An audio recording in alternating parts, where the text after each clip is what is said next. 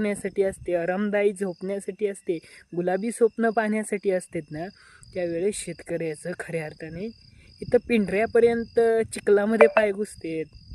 खूप आपदा होते शेती करणं म्हणजे साधी सोपी गोष्ट नाही. कधी इचूकाटा चावेल, काय होईल, काही सुद्धा शाश्वती नाही. आणि जरी काही साप चावला, इचू चावला, तर शेतकरी ही शेती काही तालुक्याच्या ठिकाणी, जिल्ह्याच्या ठिकाणी करत नाही. कुठंतरी एखाद्या गावात माळरानावर शेती असते. मग तिथून चावलाच तर मोबाईल असेल नसेल माहीत नाही, घरी जाईपर्यंत तो जगेल का नाही सांगता येत नाही. जरी घरी गेला तर वाहनाची सोय असेल का नाही सांगता येत नाही. जरी वाहनांची सोय असली तर खेडेगावातली डॉक्टर 8 वाजता दवाखाना बंद करतात, 9 फोन उचलत नाहीत. तालुक्याच्या ठिकाणी जास्त तर शेतकऱ्याचा जीव जगतोय का नाही सांगता येत नाही. आणि जगला काय झालं तरी शेवटी आणखी दवाखान्यासाठी कर्जपाणी शेतकऱ्यांना होतंय. म्हणजे किती किती शेतकऱ्यांची बिकट अवस्था आहे आपल्याला पाहायला मिळतं. खूप विचित्र अवस्था आहे शेतकऱ्यांची. आज आपण पाहतोय की अनेक आता कोणत्याही पिकाला सहजपणे रोगराई आहे, कोणतं पीक येत नाही, खर्च फवारण्या, गवत भिजवणं आलं.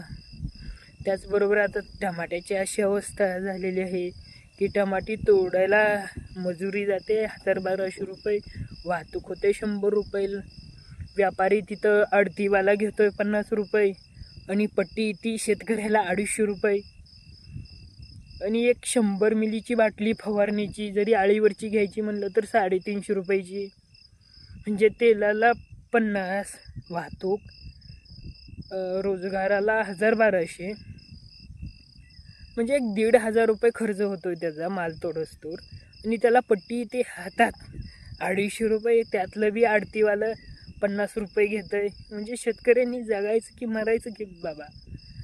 टमाट्याची शेती करायचं म्हणलं तरी त्याला रोपं आली, मल्चिंग आलं, इनलाईन पाईपा आल्या, रोजगार आला, त्याला मांडव आला, तारा आल्या. खूप अवघड अवस्था आहे.